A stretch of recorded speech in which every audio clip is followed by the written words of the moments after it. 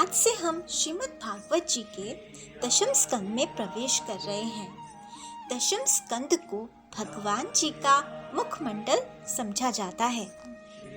इसी स्कंद में भगवान जी का जन्म और उनकी प्यारी प्यारी लीलाएं हैं जो अति मनमोहक और भक्तों के मन को मोह लेने वाली हैं। नवम स्कंद के अंतिम अध्याय में श्री सुखदेव जी ने परीक्षित जी को भगवान बांके बिहारी जी की सभी लीलाओं का संक्षिप्त वर्णन किया था।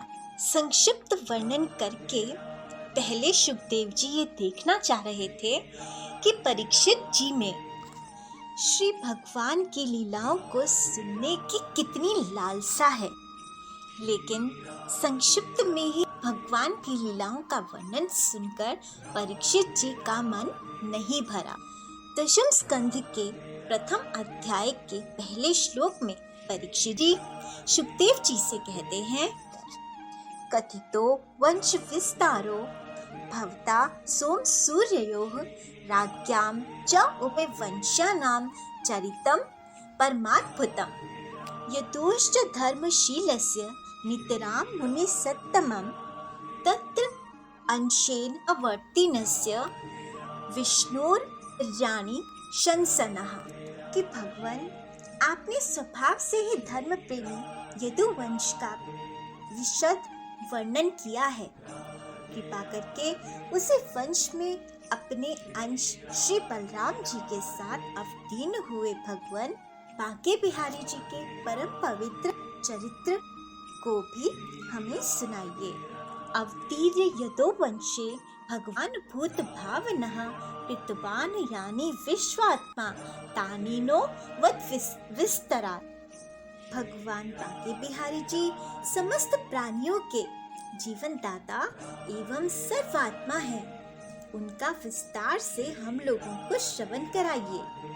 जिनकी तृष्णा की प्यास सर्वदा के लिए बुझ चुकी है, जो जीवन मुक्त महापुरुष जिसका पूर्ण प्रेम से अतृप्त रहकर गान किया करते हैं, मुमुक्षु जनों के लिए जो भव रोग का रामबाण औषध है, तथा विषय लोगों के लिए भी उनके कान और मन को परम आह्लाद देने वाला है। भगवान बांके बिहारी जी के ऐसे सुंदर सुखद रसीले गुण अनुवाद से पशुघाती अथवा आत्मघाती मनुष्य के अतिरिक्त और ऐसा कौन है जो विमुख हो जाए, उससे प्रीति ना करे। महाभारत के समय भी मेरे स्वनाम धन्य पितामह भगवान बांके बिहारी जी के चरण कमलों की नौका का आश्रय लेकर उस समुद्र को अनायास ही पार कर गए। ठीक वैसे ही जैसे कोई मार्गों में चलता हुआ स्वभाव से ही बछड़े के खुर का गड्ढा पार कर जाए। मेरा यह शरीर तो आपके सामने है तथा जो कौरव और पांडव दोनों ही वंशों का एकमात्र सहारा था, अश्वत्थामा के ब्रह्म अस्त्र से तो जल चुका था। उस समय मेरी माता जब भगवान की शरण में गईं, तब उन्होंने हाथों में चक्र लेकर मेरी माता के गर्भ में प्रवेश किया और मेरी रक्षा की। केवल मेरी बात नहीं है, वे तो समस्त शरीरधारियों के भीतर आत्मा रूप से रहकर अमृत तत्व का दान कर रहे हैं और बाहर काल रूप से रह मृत्यु का मनुष्य के रूप में प्रतीत होना, यह तो उनकी एक लीला है। आप उन्हीं के ऐश्वर्य और माधुर्य से परिपूर्ण लीलाओं का वर्णन कीजिए।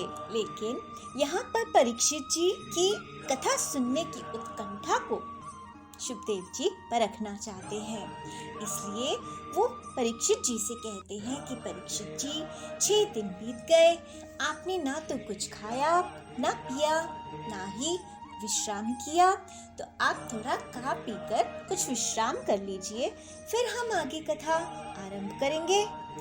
लेकिन परीक्षित जी सुखदेव जी से कहते हैं कि भगवान अन्न की तो क्या कहना, मैं जल का भी परित्याग कर चुका हूँ, फिर भी वह असहाय भूख प्यास जिसके कारण मैंने मुनि के गले में मृत सर्प डालने का अन्याय किया था, मुझे तनिक भी नहीं सता रही है, क्योंकि मैं आपके मुख कमल से झरती हुई भगवान की सुधामयी लीला कथा का पान कर रहा हूँ। परीक्षित जी की इस एक छोटी सी बात में ही हमारे जीवन की सार्थकता छुपी है, जीवन का सार छुपा है, जीवन का अर्थ छुपा है। ये जीवन हमें अपनी आत्मा की भूख मिटाने के लिए मिला है और आत्मा की भूख परमात्मा का गुणगान सुनकर ही मिटती है।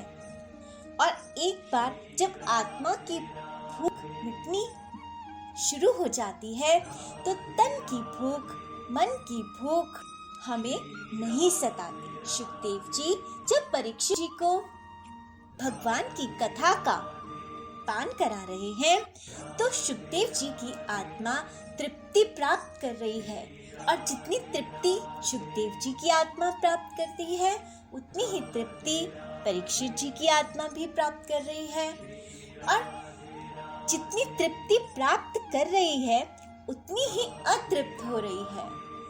भक्ति ऐसी ही होती है। भक्ति में सदैव असंतुष्ट रहना चाहिए और संसार के भोगों में सदैव संतुष्ट रहना चाहिए। इसलिए परीक्षित जी भी कथा का पान करके तृप्त हो भी रहे हैं और उतनी ही उनकी अतृप्ति बढ़ती जा रही है।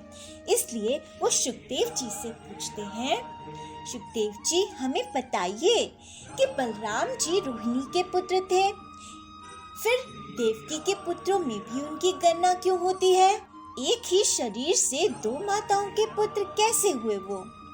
दूसरा, जब भगवान ने वसुदेव जी के घर में जन्म लिया तो पिता का घर छोड़कर व्रज में क्यों चले गए, और व्रज में जाकर वहाँ गोप बंधुओं के साथ कहाँ-कहाँ निवास किया, कौन कौन सी लीलाएं की, किन किन असुरों को अपने हाथों से मार डाला, साथ ही उन्होंने कितने वर्ष तक निवास किया, भगवान कृष्ण की कितनी पत्नियां थीं।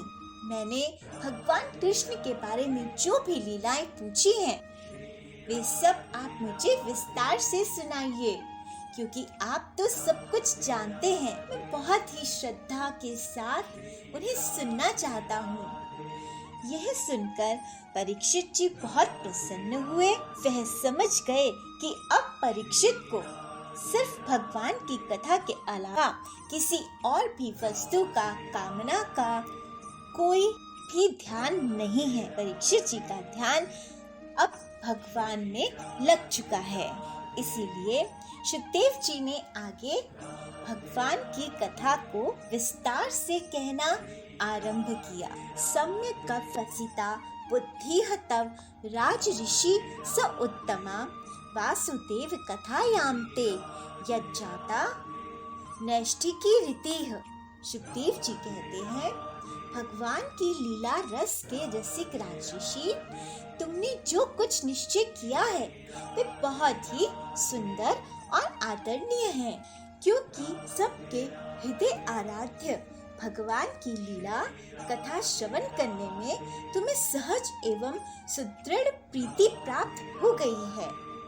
भगवान की कथा के संबंध में प्रश्न करने से ही वक्ता, प्रश्नकर्ता और श्रोता तीनों ही पवित्र हो जाते हैं, जैसे गंगा जी का जल या भगवान शालिग्राम का चरणामृत सभी को पवित्र कर देता है। तो शुकदेव जी का हृदय भी खिल गया है, क्योंकि अब वो अपने हृदयस्थ आराध्य भगवान की कथा को कहने जा रहे हैं। शुकदेव जी ने परीक्षित जी को बताया कि उस समय लाखों दैत्यों के दल ने घमंडी राजाओं का रूप धारण कर अपने भारी भार से पृथ्वी को आक्रांत कर रखा था।